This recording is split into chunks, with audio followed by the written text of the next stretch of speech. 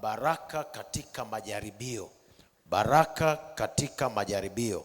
Na leo somo la 4, mada au kichwa cha somo kinasema imani ni kuamini wakati hisia zimetoweka. Kupata uwezo wa kuendelea kuamini hata kama hisia zimetoweka. Sio kila anayemuomba Mungu au anayekuja ibadani kwamba ana mguso wa ndani. Wengine tunakuja tu kwa sababu tunaamini Mungu yupo, lakini ile passion ya ibada ilishakufa. Ule moyo wa maombi ulishakufa kabisa. Kwa nini? Kwa sababu ya mapito ambayo tumeyapitia na mambo ambayo yametukuta. Kwa hiyo moyo wa ibada umekufa, na somo la leo linalenga kuanzisha upya tena moyo wa ibada katika maisha ya mwanadamu. Na mimi nikutie moyo, hata kama unapitia majaribu magumu kiasi gani, usiache kumwomba Mungu wa mbinguni. Tena katika nyakati ngumu kabisa, mtafute Mungu wa mbinguni. Na kama tunavyoweza kuona, wale tunaweza kuona mahali hapa, Zaburi ya 34 mstari wa 18 hadi wa 19, maandiko yanasema, Bwana yu karibu nao waliovunjika moyo, na waliopondeka roho huwaokoa. Mateso ya mwenye haki ni mengi. Haya maelezo ya mwisho, kipande cha pili cha haya mafungu, huwa nakipenda sana. Mateso ya mwenye haki ni mengi, lakini Bwana humponya nayo yote.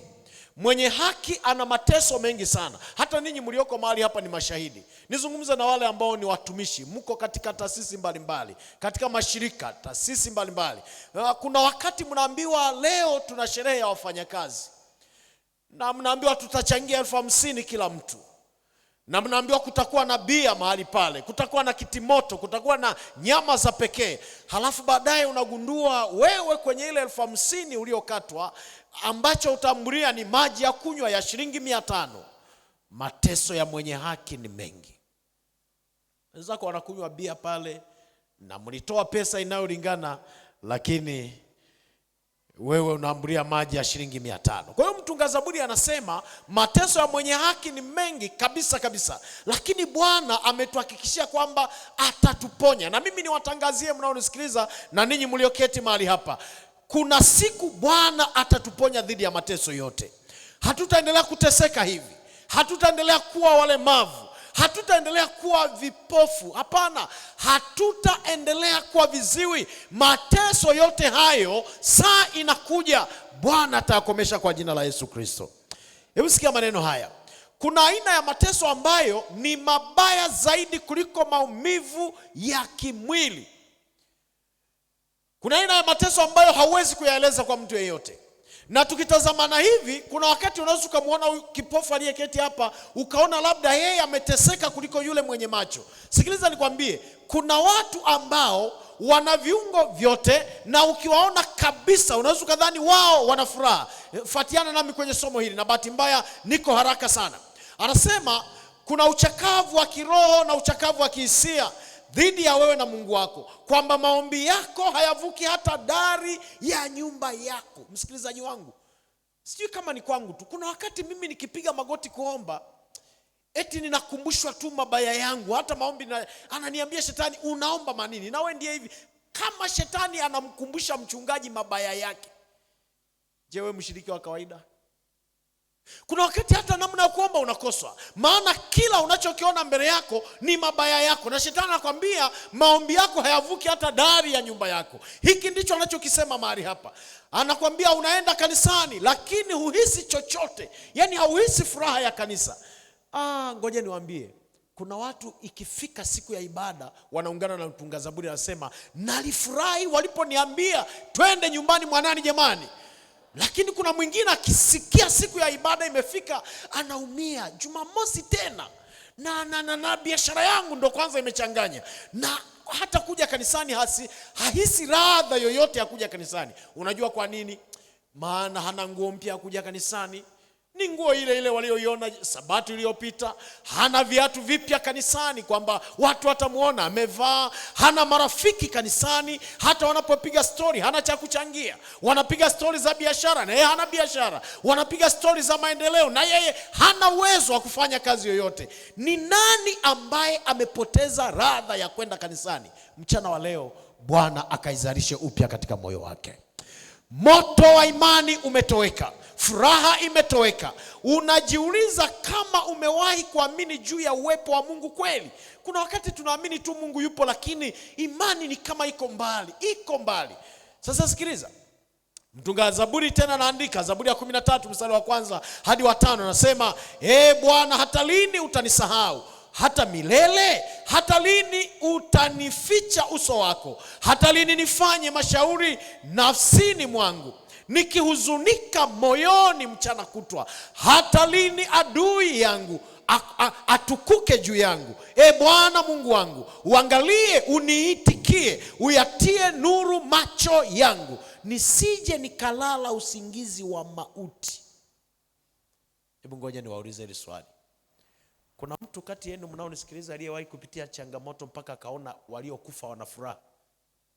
Yaani unaona kabisa msaada pekee wa kukupa furaha kwenye maisha yako ni kufa. Kama hujawahi kufikia hiyo hali, haujapitia mateso. Kuna wakati unaiona dunia haina maana yoyote. Nilikuwa ninamtia moyo mtu mmoja ambaye alipata ajali na huenda hata wengine mmeiona hiyo, maana imetembea kwenye mitandao. Ni juzi tu hapa. Mama amelala kwenye nyumba na watoto wake wawili, na wameinjika maharage kwenye jiko kwamba kesho wapate chakula cha kwenda kulia shambani. Bahati mbaya hawakuamka. Kumbe lile jiko limefyonza oksijeni yote, limezalisha gesi chafu. Mama na mtoto wote wamekufa. Wakati jeneza la mama liko hapo, la watoto wako hapo, nikawa namtia moyo ndugu mmoja ambaye ni mtumishi mwenzetu. Namwambia hata katika hilo Bwana bado yupo. Lakini roho inaniambia, Pastor Biene, ungekuwa ndiye wewe, kuna jeneza la mama yako hapo na jeneza la wadogo wako mahali hapo, kuna yeyote ambaye angekwambia hata hapo Mungu yupo na ukamwelewa? Unajua kuna wakati tunawatia moyo watu. Ndio maana maandiko yanasema chuma hunoa chuma. Hata sisi wachungaji kuna wakati tunapopitia nyakati ngumu tunahitaji watu wa kututia moyo. Ndio maana kuna kitu kinaitwa siku ya kutambua huduma ya mchungaji, ambayo hiyo ni siku ya kumtia moyo, kumuombea, kumtia moyo kwa maneno, hata kwa maandishi. Sasa hiyo nikawa najiuliza, hivi Mungu huwa yuko wapi? Kwamba anaweza karuhusu mmefanya ibada jioni na mkamwambia Bwana uturinde, na mkaenda kulala kabisa mama na watoto wake, halafu msiamke, akaruhusu jiko likawa chanzo cha mauti. Kule kanda ya Ziwa tena nilishuhudia mtu mmoja ambaye aliwahi kupoteza watoto 7 kwa siku moja. Wamepata ajali, maiti ziko pale, majeneza 7 yako mahali pale. Hata naye kufariji hauwezi kumwelewa. Hapa ndipo wakati ambapo mtu anasema siamini kama Mungu yupo. Nataka nikutie moyo, bado Mungu yupo na anatutazama, na bado anatuthamini, na tuache mapenzi yake yatimizwe. Sikiliza anavyosema, nami nimezitumainia fadhili zako, moyo wangu na ufurahie wokovu wako. Moyo wangu na ufurahie wokovu wako. Kuna aina 2 kuu za maumivu, na huenda nikienda kumaliza hii nitakuwa nimeelekea mwishoni tufunge. Kuna aina kuu 2 za maumivu au za ulemavu. Na hizi usipokaa vizuri unaweza ukabaki kuwacheka walemavu wa viungo, kumbe wewe ndiye mlemavu kabisa kuliko wale. Mimi baada ya kujifunza haya masomo, ninamshukuru Mungu, imenisaidia sana. Sikiliza, aina ya kwanza ya ulemavu ni ulemavu unaoonekana, visible impairment. Hii ni aina ya maumivu au ni aina ya ulemavu ambao kila mtu anaweza akauona, maana unaonekana. Huenda ni mtu kapoteza viungo kama vile miguu, mikono, macho na kadhalika. Huu ni ulemavu ambao unahusisha mwili moja kwa moja. Nilikuwa nasoma kitabu cha mwanasaikolojia mmoja, anasema wale wenye macho wale wenye macho, siku moja nenda kachunguze ngozi ya mwili wako. Ni nani tangu amezaliwa hajawahi kupata kovu kwenye mwili wake? Hakuna. Sasa yule mwanasaikolojia anasema makovu unayoyaona kwenye mwili wako ni machache ukilinganisha na makovu yasiyoonekana. Sasa wengi tunaangalia maumivu na ulemavu ulioko kwenye mwili, kwamba huyu hana miguu, huyu hana mikono, huyu hana macho. Lakini ngoja nikwambie, kuna aina ya pili ya ulemavu. Aina ya pili inayoitwa invisible impairment, ulemavu usioonekana. Huu ni ulemavu ambao hauonekani kabisa, isipokuwa unaonekana kwa mhusika na Mungu wake mwenyewe. Maana ni ulemavu unaogusa roho na hisia. Ni ulemavu unaohusisha akili, spirit and mind. Ni roho na akili ya mwanadamu. Hakuna unayeweza kumwonyesha akauona. Wanakuona umevaa vizuri, una viatu vizuri, una suti nzuri, lakini moyoni, kichwani, akilini una majeraha ya kutosha. Ndiyo aina ya pili ya ulemavu ninaozungumzia. Umenyanyaswa kwenye ndoa. Kuna watu waliingia kwenye ndoa wakiwa na furaha na amani, lakini leo hii hata uwezo wa kuimba umepotea. Ndoa imekuwa ni mwiba, ana majeraha moyoni mwake. Na hiyo aina ya ulemavu, ngoja nikwambie, ndio inayopelekea watu wanajinyonga. Na nenda mkaangalie takwimu, wale ambao mnapenda sana kufanya research, nenda kaangalie. Wengi, asilimia kubwa ya wanaojinyonga ni wenye madhara ya ulemavu usioonekana, invisible impairment. Amenyanyaswa kimahusiano, alikuwa na mchumba wake, amemtendea vituko, akaamua kwenda kujinyonga. Amekopa pesa na sasa akilini mwake hayupo. Hata mchungaji anapomwambia mbona hutoi zaka siku hizi, hamuelewi mchungaji, maana angejua mzigo wa madeni alionao. Hata wanapomwambia mbona wewe ni mfanyakazi lakini hauchangii. Ngoja niwaambie, huenda ni rafiki yangu mmoja, na huenda hata ananisikiliza hivi tunavyozungumza. Ni mtu ambaye alikuwa ni msaidizi wangu kwenye mmoja ya mitaa niliyochunga, na ni mtu ambaye ana cheo kizuri tu serikalini. Nikashangaa, naangalia mwezi wa kwanza sioni zaka yake, mwezi wa pili sioni zaka yake, mwezi wa tatu. Nikamtembelea, nikamwambia, rafiki, hivi wewe zaka yako wewe unapeleka wapi? Akaniangalia, akaniambia, pastor, njoo nyumbani kwangu tutaongea. Nikaenda nyumbani kwake, akasema, pastor, mara ya mwisho kuniona nimebadilisha nguo kanisani ilikuwa ni lini? Nikamwambia, kwa sababu suti wazi nafanana, nikiona umevaa dark blue najua ni ile labda umebadilisha ila unapendelea rangi hiyo. Sasa ngoja nikwambie pastor, nina madeni benki hadi nimeshasalimisha na kadi ya benki. Na leo kwa sababu umekuja, kabla hatujaendelea mbele, naomba nisaidie shilingi 5,000 mama watoto akatafute chakula. Unajua, mkiona watu wanaendesha magari hivi, mnaona ni watu wenye pesa. Wengine ni magari ya mikopo na wana msongo wa mawazo kichwani. Nilikuwa nawasimulia mahali fulani, wanacheka hapa tu Kizoto wakati nachunga hapa. Siku moja nimeenda na gari yangu, watu wanaona ninaendesha gari wanajua kuna hela, halafu kumbe hata haina mafuta. Nimepaki, ilikuwa Jumatano ya maombi hivi, nimepaki ile gari ikazimika moja kwa moja kwa kuishiwa mafuta. Sasa nikahubiri, mimi nahubiri, lakini akili nawaza mafuta nitatoa wapi, na sina pesa hata shilingi moja. Namaliza kuhubiri, washiriki wanatawanyika tu, pastor umetubariki, pastor umetubariki, umetubariki. Hawajui mimi nina msongo wa mawazo kiasi gani. Wakamaliza kunishika mkono, wanatawanyika. Ninamshukuru Mungu. Mama mmoja pale kanisa la Kizota, kuna jamaa huwa anauza miwa pale, yule mlinzi. Mama mmoja akaniambia, pastor unakulaga miwa? Nikamwambia, na huwa nakula. Akamuita yule mtu, bwana mletee mchungaji miwa ya shilingi 2,000, halafu hii hapa shilingi 10,000, mrudishie na change ya shilingi 8,000 mchungaji aende nayo. Yule mama alipotega mgongo, nikamuita yule mlinzi, nikamwambia, acha ujinga, rudisha hiyo hela, achana na miwa, leta hapa nisaidie, kama una kopo kimbia sheli niletee mafuta. Lakini mtu akiona mtu amelima suti, invisible impairment. Na hiki ndicho kinachotesa watu wengi. Na tunatembea, hata tunaongea peke yetu barabarani, na tunawadharau hata wasioona, tunawadharau wasiokuwa na miguu. Kumbe sisi ndio walemavu wakubwa. Nikamwambia, Mungu nakushukuru sana, leo umenitokea kwa namna ya pekee. Kama kuna watu waliwahi kusema nimemwona Mungu live, na mimi siku hiyo nilimwona Mungu live. Wewe unamwona mtu tu anaendesha gari unasema afadhali wao jamani, wana magari. Wana magari.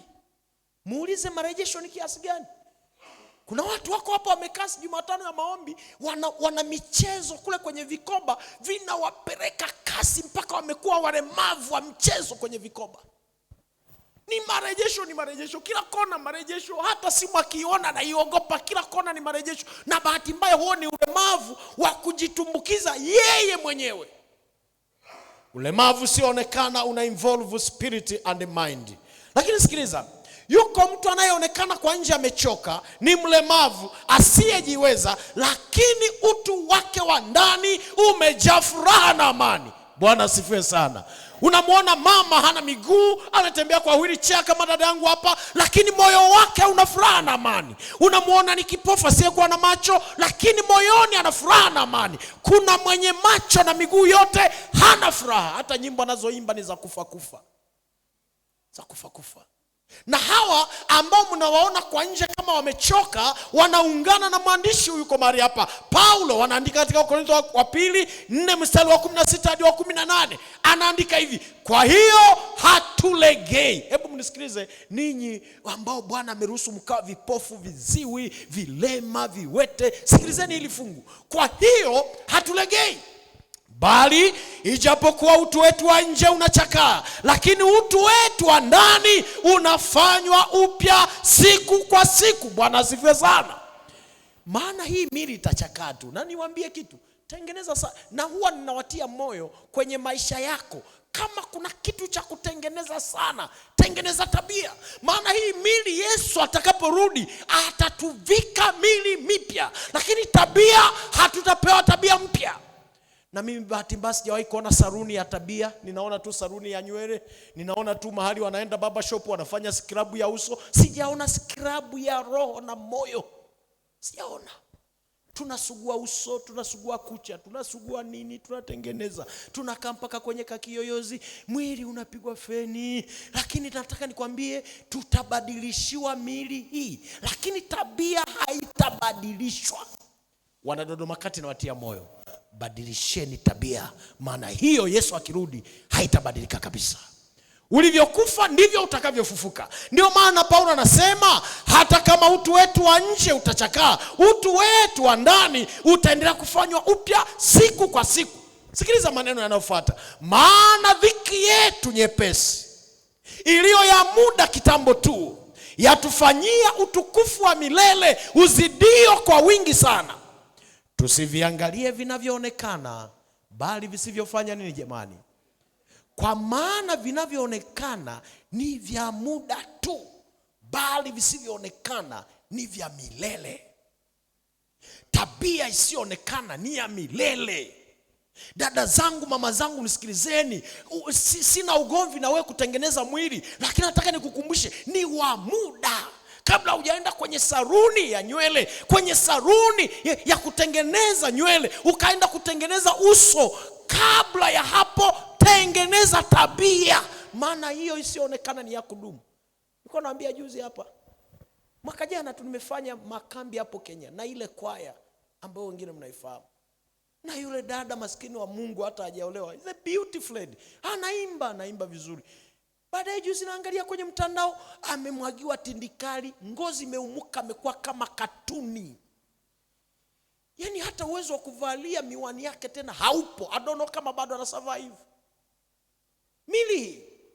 Na bahati mbaya, angalieni, kwa sababu tunadiri na mili inayoonekana, tumesahau roho. Ndio maana hata mili tunailisha mara 2 kwa siku, mara 3 kwa siku, lakini roho isiyoonekana kuna wakati tunashinda njaa.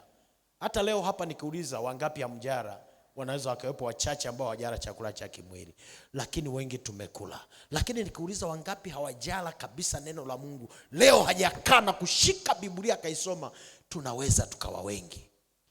Kama utasahau mengine yote leo, kumbuka hili hapa: Mungu anadili sana na utu wa ndani kuliko utu wa nje. Nimalizia kwa kusema haya.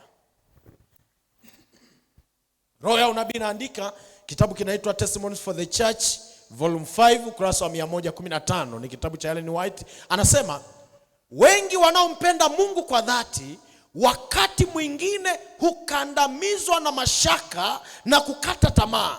Wanahisi kwamba wameachwa na Mungu, lakini yeye hajawaacha. Anawajaribu imani yao, anawataka wamtumaini wakati hawawezi kuona uso wake kabisa. Mungu kuna wakati anatujaribu, anataka aone imani zetu zikoje. Sasa sikiliza. Kuna faida za kupitia kwenye changamoto. Wale mnaopitia kwenye changamoto yote, mzigo wote, tatizo lolote, nataka nikupe faida hizi alafu tuingie kwenye maombi. Kuna faida 6 za kupitia changamoto. Na usimlaumu Mungu. Hata wanafarisafa wanasema barabara isiyokuwa na matuta, hiyo ni inaandaa ajali. Hebu fikiria unakimbia barabara imenyoka tu kutoka Dodoma mpaka Dar es Salaam. Imenyoka moja kwa moja. Haina kona, haina bumps, haina nini, hakuna chochote barabarani. Watu wangekuwa wanakufa sana. Kuna wakati matuta barabarani yanatufanya twende kwa adabu. Tunapunguza mwendo, hiyo ndio maana ya matuta. Kona inapokuwa kali tunapunguza mwendo. Matatizo kwenye maisha ya mwanadamu ni sehemu ya baraka na wala sio shida. Ndio maana ukiwauliza wanatheolojia wanakwambia Adamu na Eva walipotenda dhambi, moja ya zawadi ambayo Mungu aliwapatia, zawadi ya pekee sana, ni zawadi ya kifo. Wakati ninyi mnalaumu mnasema dhambi ilipokuja ilileta kifo, lakini ngoja niwaambie hakuna zawadi nzuri ambayo Adamu na Eva walipewa na Mungu baada ya kutenda dhambi kama zawadi ya kifo. Imagine tunavyozeeka tungekuwa hatufi.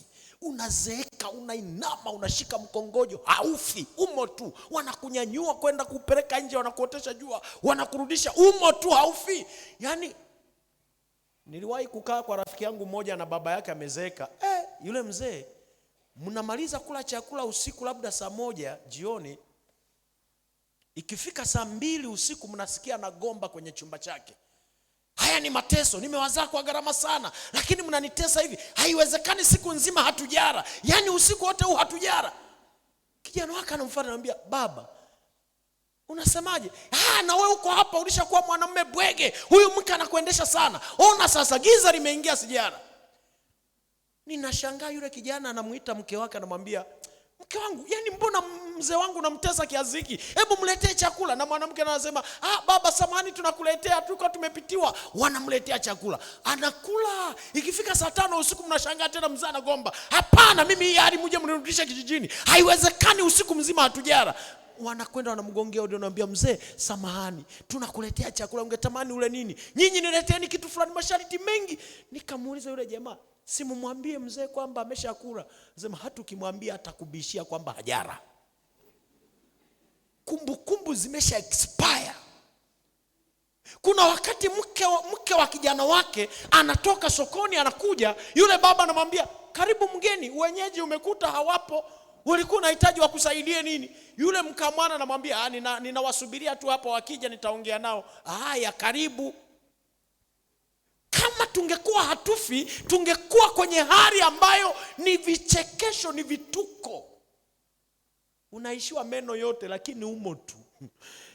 Misuli inatetemeka, unatembea kama unacheza singeli, umo tu. Hakuna kinachoendelea. Ndio yale tunabakiza tu miunguruma. Kuleni nyama, jamani. Mimi ambao hatuna meno, jamani. Wenzako akileta nyama, wewe ni kuunguruma tu. Sikiliza, moja ya zawadi nzuri ni kifo. Mwambie jirani yako, mshukuru Mungu kutuletea kifo. Na wewe mwambie, nitaitikia kweli kwa sababu ni Mungu aliyesema. Lakini faida za maumivu au changamoto katika maisha, nimalizie hizi alafu tuombe. Faida ya kwanza, tunapopitia matatizo kwenye maisha yetu ya imani, matatizo hukomaza imani.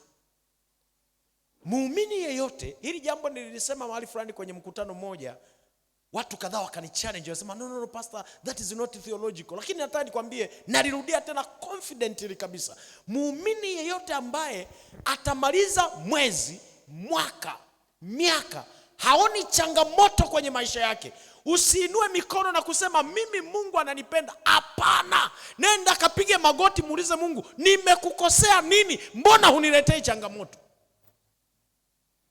Mwanafunzi unasoma tu mwaka wa kwanza hakuna mtihani, wa pili hakuna mtihani, wa tatu hakuna mtihani. Wenzako wana graduate, wewe umo tu. Halafu unasema mimi lecturer wananipenda, sipewi testi, sipewi mtihani.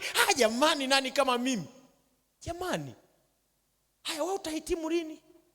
Hakuna mwanafunzi asiyependa mitihani ambaye atafaulu. Kwa hiyo mitihani ni sehemu ya kukomaza imani yako. Mshukuru Mungu unapopitia mitihani, maana amekuona una uwezo wa kuihandle hiyo mitihani. Na wewe kazi yako mwambie Mungu, niimarishe katika mitihani hii. Namba 2, changamoto au mitihani hutusogeza karibu na Mungu. Ndio maana wengine tusingekuwa na majaribu, tusingekuwa tunaomba. Ukitangaza maombi ya kufunga tunakuja, sio kwa sababu tuna imani kubwa, ila matatizo yametuleta karibu na Bwana. Namba 3, changamoto hujenga tabia njema. Wengine tusingekuwa tunapitia matatizo, tungekuwa na kiburi sana. Kuna wakati Mungu ameruhusu mwiba mioyoni mwetu ili ule mwiba utengeneze tabia. Ndio maana unaona wewe ni milionea, una chakula kabisa cha kutosha nyumbani, friji imejaa matunda na juisi za kutosha, na watoto unao, lakini Mungu anang'oa tu kitu kanaitwa appetite. Anawanyang'anya watoto appetite, kuharisha mpaka unawaimbia, unawawekea na katuni, ndipo wanakula. Ila maskini mmoja ambaye humo ndani hamna chochote, Mungu anafungulia appetite kana kwamba duasa yote ya maji imemwagikia kwake. Watoto wana appetite, sio hitaji kwenda garage. Yaani hata kama ni usiku wamelala, wakisikia tu harufu ya wali wanaamka wote kama wanajeshi. Hawahitaji kuimbiwa.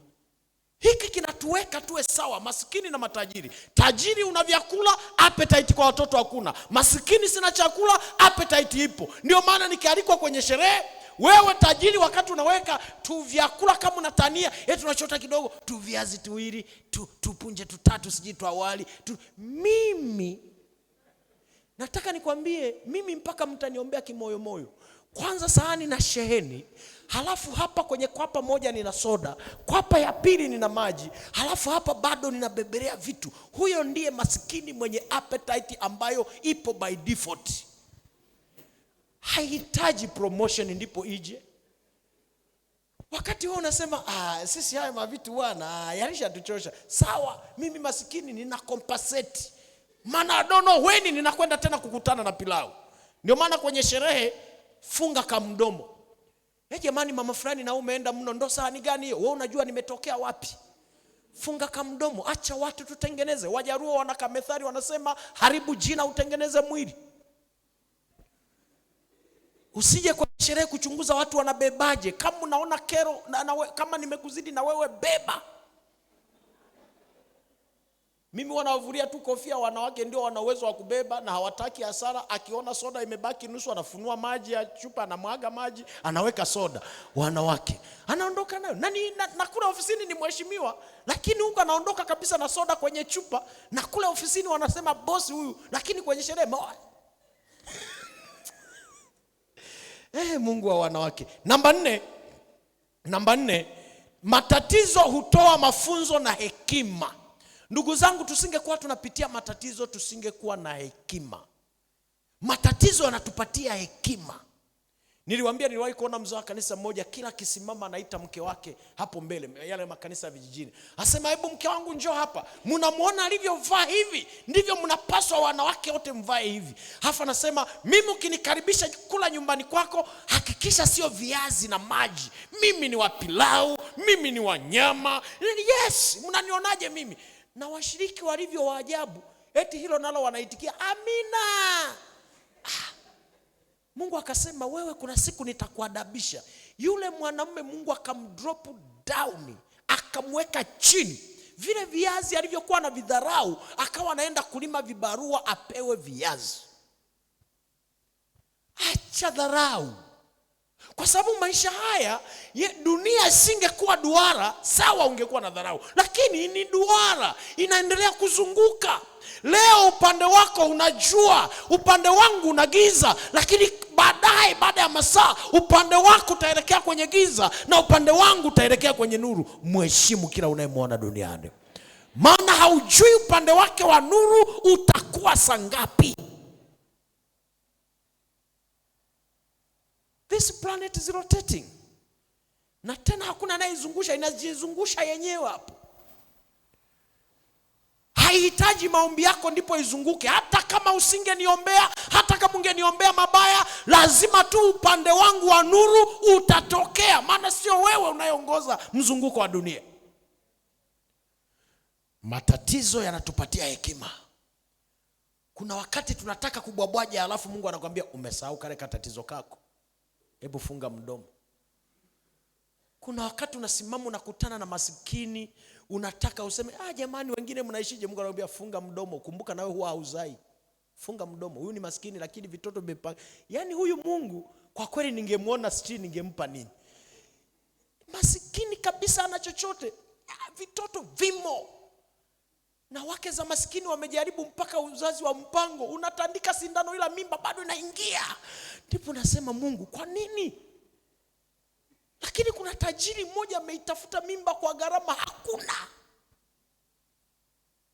Mwambie jirani yako huyo ndiye Mungu. Kwa hiyo matatizo hutupatia hekima, tuheshimiane. Namba 5, matatizo humpa mtu uwezo wa kuwasaidia wengine. Yaani wewe kwa namna ulivyopitia changamoto. Ngoja niwaambie, mimi siku hizi ni kama nimekuwa mwathirika. Nikikutana na mtu akinisimulia shida yake, sometimes huwa ninatoka hata mbele yake machozi yanadondoka kwanza. Kwa sababu kuna wakati anaongea, ninayaona mapito niliyoyapitia. Nasema Mungu wangu, huyu mtu anapitia shida niliyoipitia. Lakini kuna wakati unaeleza matatizo kwa kajamaa, kapo tu tena kanatikisa mguu.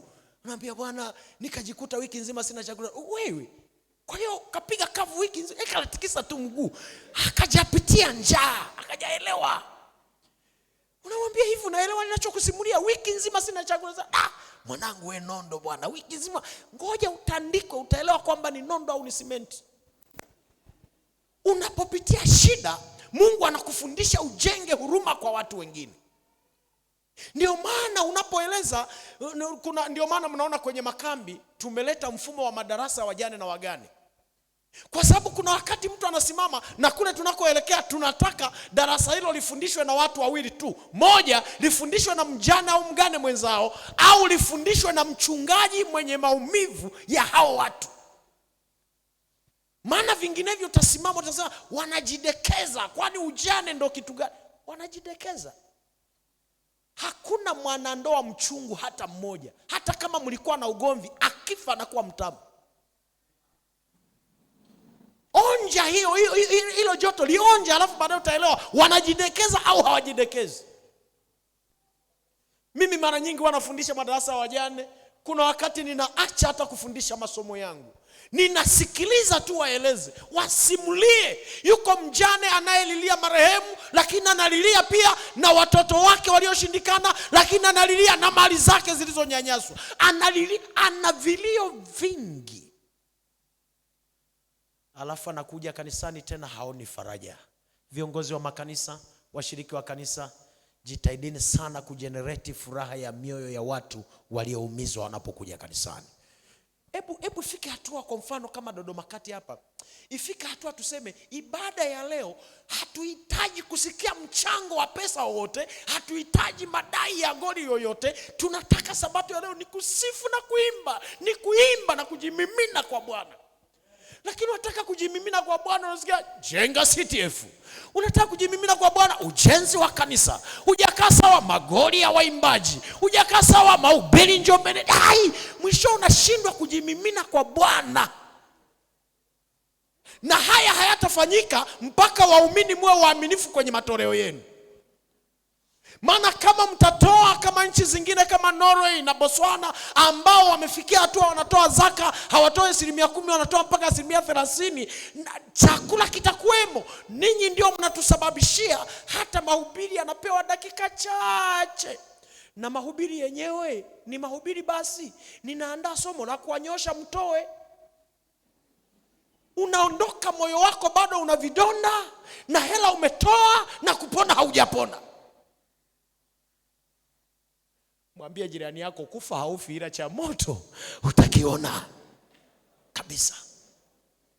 I wish one day tuwe na kanisa ambalo tunakuja kanisani, hatuna shida yoyote leo, hatuna mgogoro wote, ni kuimba na kusifu. Sometimes ninapenda sana ninapokwenda kwenye ibada za Jumapili. Kuna wakati ninabubujika, naona yale majamaa yanabubujika. Unakuta tazama wewe ni Bwana. Hebu imba kidogo. Mungu wa wote wenye mwili, je, kuna gumu lolote usilo liwe. Siwe unasimama sasa, unaweza kusimama. Je, kuna neno na neno usilo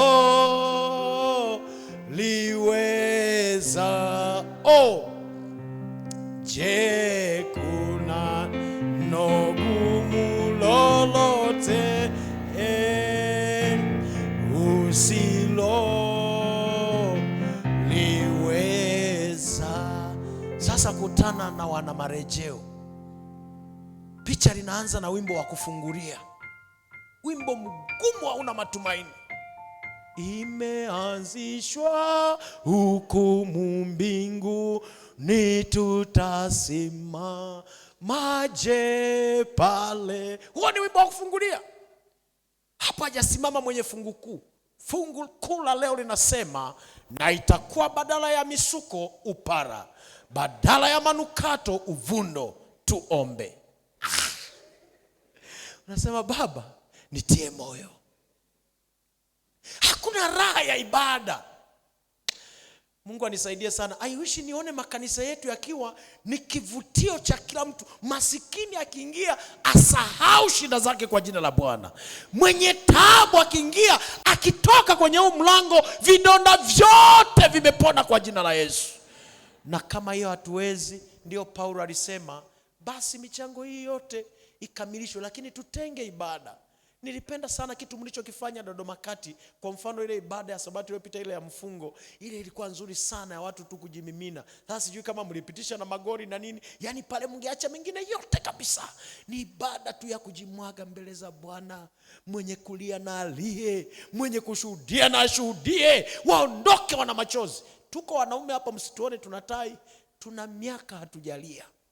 Na ndio maana wana saikolojia tunasema, walau mwanaume pata walau dakika 30 kila wiki za kulia. Tuma mke wako mbali sokoni kule Sabasaba, watoto wako shule, ingia bafuni, lia serious kabisa, toa machozi. Baada ukitoka hapo futa. Tuna magumu mengi, that's why we die early. Nakutia moyo, bado Mungu anakuona katika shida yako, na usimwache. Nisema yako 6, na la 6 ni hili: matatizo ni sehemu ya mpango wa Mungu, simama kumtegemea.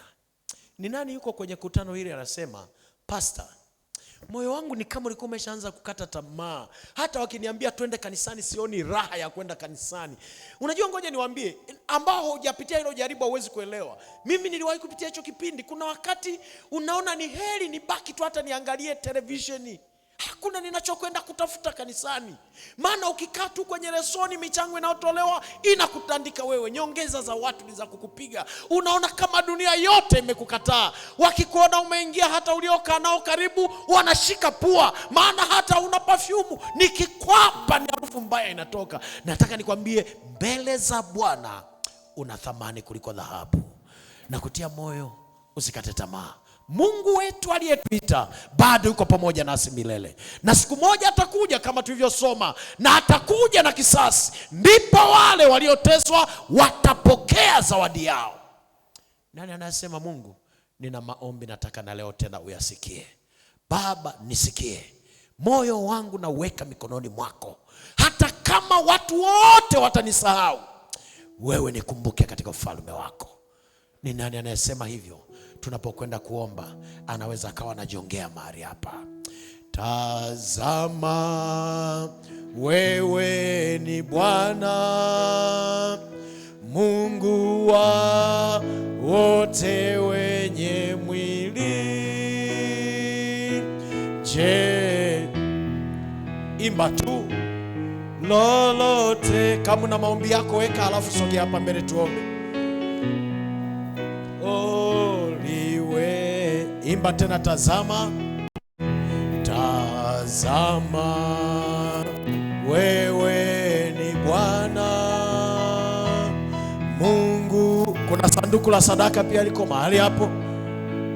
Mwili, je, kuna neno gumu lolote usilo liwe? Je, kuna neno? Je, kuna neno?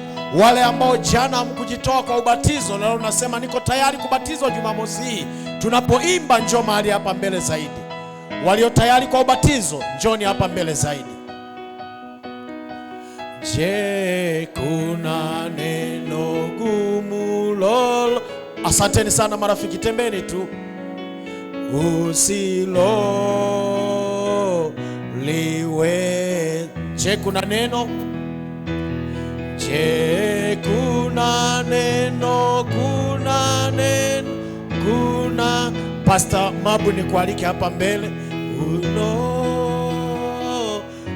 Liweza. Je, kuna neno gumu lolote usilo liweza? Niulize hata wale marafiki ambao mlijitoa jana, huenda ulijitoa jana kwa ubatizo na leo uko mahali hapa unasema niko tayari kwa ubatizo mkubwa wa Jumamosi. Maisha yangu nataka niyatoe yawe kwa mikononi mwa Bwana. Nataka maisha yangu yabadilike kabisa. Uko mahali hapa, naomba upite hapa mbele uje. Mchungaji atakushika mkono na tutaomba nawe. Karibuni, tembeni marafiki, tembeni. Haujawahi kabisa kubatizwa au ulishabatizwa ukarudi nyuma, njoo ufanye matengenezo na Mungu wako. Tembea tu uje hapa mbele, tembea uje. Wapatieni njia, wapeni njia wapite. Peni njia marafiki wapite. Njooni hapa mbele. Mungu abariki sana. Mungu abariki sana. Wapatieni tu njia wapite hapa. Hata kama uliandika jina jana, tembea tu uje. Hata kama uliandika jina lako. Bwana akubariki sana rafiki. Kuna uwezekano Mungu akabadilisha historia yako na Mungu akaiweka sawa historia yako na maisha yako yakabadilika. Wakati wa marafiki wanakuja, wito mwingine ni huu hapa. Moyo wako usiruhusu ukayatazama maumivu katikati ya maumivu. Moyo wako umwone Mungu katikati ya maumivu hayo. Ruhusu maumivu ya kubebe ya kupeleke Kalvari. Ruhusu changamoto ikubebe ikupeleke madhabahuni pa Bwana. Imba nyimbo za kumuinua Bwana katikati ya changamoto. Paulo na Sila walikuwa wakiimba wakati wakiwa gerezani. Imba, imba, imba mpaka Bwana atakaporejea. Mungu akubariki sana. Mchungaji Yona Mabu anakwenda kutuombea. Ni mchungaji mwenzetu, mkurugenzi wa idara ya vijana Central Tanzania Field, akihusika pia na chaplaincy na muziki. Tumekuwa naye mahali hapa, natamani leo atuweke mikononi mwa Bwana. Nawe omba kimoyo moyo. Pastor, karibu.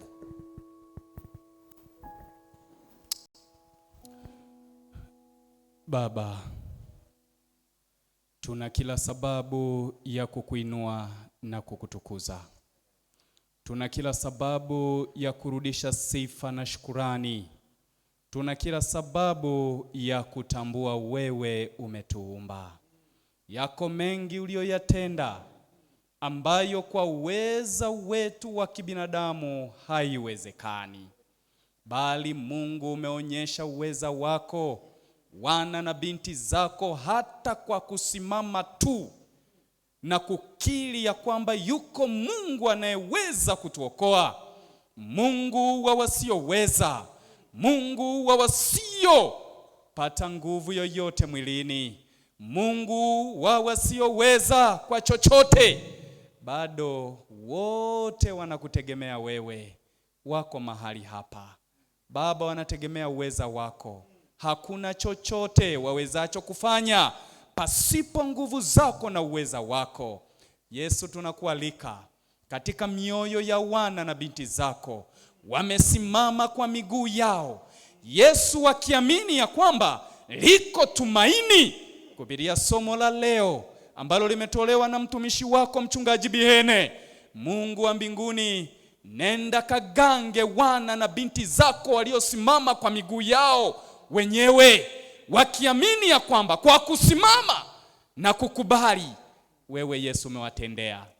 Wako watu waliojitoa ambao Bwana wanahitaji kudhihirisha kwa ubatizo ya kwamba wanazika ya kale na wananyenyuka na wewe Yesu Kristo, mkombozi wa ulimwengu uliyewafia msalabani. Baba, nenda kawabatize kwa Roho Mtakatifu kuanzia sasa. Hata kama ikitokea ya kwamba hawezi tena kupumua, lakini kwa kujitoa kwake ikawe ni mbaraka tosha ya kwamba amekukiri wewe Yesu Kristo. Asante kwa ajili ya wale waliotembea mbele. Najua ya kwamba yako mambo mengi mioyoni mwao. Wengine Yesu hawawezi hata mambo ya familia, wengine hawawezi hata katika mambo ya majukumu yao makazini na mashambani na kila eneo, na wengine ni ndoa, na wengine ni changamoto kadhaa zimewafanya hali zao zimekuwa ni watu wenye kitengo maalum. Nini tuseme? Yesu, wewe ndiye mganga wao. Wewe ndiye kawagange. Wanaoumizwa akili, wewe kawagange. Wanaoumizwa kisaikolojia, wewe kawagange. Wanaoumizwa hata katika hali ya uhalisia, Yesu wewe nenda kagange, ila tu akutegemee wewe kama Bwana na Mwokozi wa maisha yake. Baraka zako ziandamane na watoto wako hawa.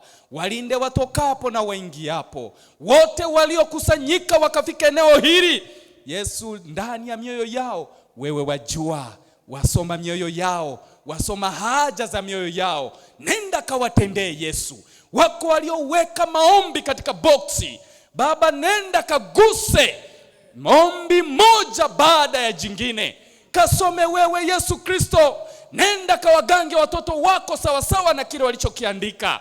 Ni wewe peke yake uwezaye kutenda na si mwanadamu. Watosha wewe Mungu. Hatujui nini chaweza tokea, ila wewe Baba watosha. Nenda kawalinde na kuwatunza watoto wako hawa, na kila anayeamini ya kwamba wewe Yesu unatenda, kila mmoja katika jina la Yesu Kristo. Wote waseme amen. Neema ya Yesu iwe pamoja nanyi. Bwana wabariki sana. Niwaombe siku ya Sabato tutakuwa na programu ya pekee sana ya kusapoti sherehe ya makambi ya watu wenye mahitaji maalum. Andaa sadaka yako, fanya kitu kugusa maisha ya watu. Lakini pia siku ya Ijumaa kwenye kufungua Sabato nitakuwa na presentation maalum kabisa ambayo ninatamani waumini wa kanisa la Dodoma Kati Bwana awafanye kuwepo, maana pia sisi tutakuwa tunahusika katika presentation hiyo. Bwana awabariki sana.